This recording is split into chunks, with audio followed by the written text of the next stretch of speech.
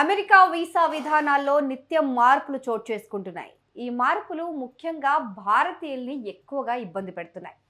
తాజాగా చాలా అమెరికన్ కంపెనీలు ఆప్షనల్ ప్రాక్టికల్ ట్రైనింగ్ అంటే ఓపీటీలో ఉన్న వారికి H1B వీసా స్పాన్సర్ చేయడానికి ముందు కనీసం ఒక సంవత్సరం తమ కంపెనీలో పని చేయడం తప్పనిసరి చేశాయి. దీనివల్ల తాజాగా గ్రాడ్యుయేషన్ పూర్తి చేసి ఉద్యోగాల్లో చేరిన చాలామంది ఇండియన్స్ ఈ మార్చ్లో నిర్వహించే H1B వీసా లాటరీకి దూరం కావాల్సి వస్తుంది. ఇక్కడ గమనించాల్సిన విషయం ఏంటంటే H1B వీసాకు అప్లై చేసిన వారిలో భారతీయులే ఎక్కువ మంది ఉన్నారు. H1B వీసా లాటరీలో దాదాపు 72% అప్లికేషన్లు భారతీయులవే.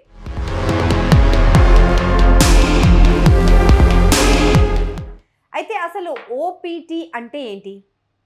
ఇది అమెరికా వెళ్ళి అక్కడ చదువుకున్న విద్యార్థులకు ఎందుకు ఇస్తారు అనే విషయాలు ఒకసారి చూద్దాం. F1 వీసాపై అమెరికా వచ్చి ఇక్కడ చదువు పూర్తి చేసిన వారికి వర్క్ పర్మిట్ ఈ ఆప్షనల్ ప్రాక్టికల్ ట్రైనింగ్. చదువు పూర్తయిన వారికి ఒక ఏడాది పాటు ఉద్యోగం చేసుకోవడానికి ఈ ఓపీటీ అవకాశం కల్పిస్తుంది. దీన్ని మరో ఏడాది కూడా పొడిగించుకోవచ్చు. అయితే ఈ ఆప్షనల్ ప్రాక్టికల్ ట్రైనింగ్ వీసా తీసుకున్న వారు తమ కంపెనీలో 1 ఇయర్ కొనసాగితే మేము వారికి H1B వీసాని స్పాన్సర్ చేస్తామని ఇప్పుడు అమెరికన్ కంపెనీలన్నీ కొత్త నిబంధనలు తీసుకొచ్చాయి.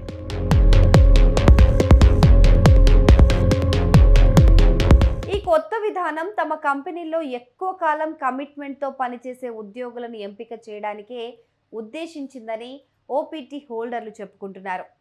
అయితే ఖచ్చితంగా ఒక కంపెనీలో ఏడాది పనిచేసిన వారికే లాటరీలో పాల్గొనే అర్హత ఉందనే కొత్త నిబంధనపై ఇండియన్స్ అసహనం వ్యక్తం చేస్తున్నారు.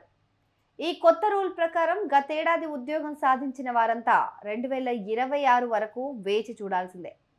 అదెలా అంటే ఉదాహరణకు ఒక వ్యక్తి 2024లో ఏదైనా అమెరికన్ కంపెనీలో ఒక జాబ్లో చేరాడనుకుందాం. కొత్త రూల్ ప్రకారం 1 ఇయర్ పనిచేయాలన్నమాట.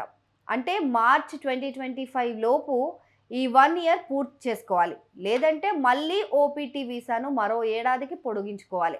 ఎందుకంటే మళ్ళీ H1B వీసా లాటరీ వచ్చే ఏడాది మార్చిలోనే ఉంటుంది.